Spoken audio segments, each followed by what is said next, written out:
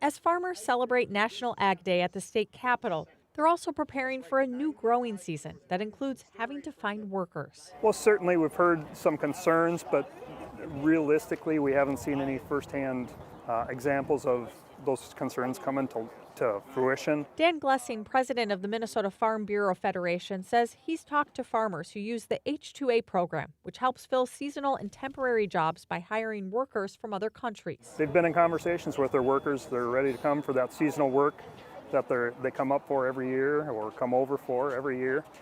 So we haven't really heard of much concern as far as a work shortage yet. Right now, the labor situation isn't really anything new for agriculture. It's been an issue for the past decade. Jenna Untied with Untied's Vegetable Farm in Waverly says they use the H-2A program. Their first set of employees arrived for the season, but even with the legal documents, There is some concern with it because they've heard everything that has been going on here.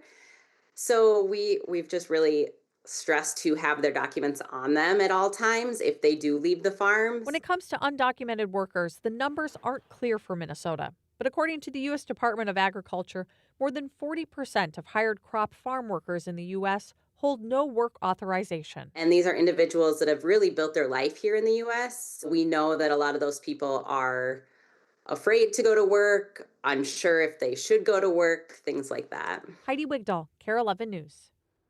The Minnesota Ag Commissioner, Tom Peterson, says farm labor concerns, like Jenna said, aren't new, but that they also have migrant workers that could bypass Minnesota and easily find work in another state that hasn't seen the kind of immigration enforcement actions we've gone through in the state of Minnesota, but adds that the farmers here in Minnesota are resilient and resourceful, and they'll need to rely on those qualities to weather this immigration issue.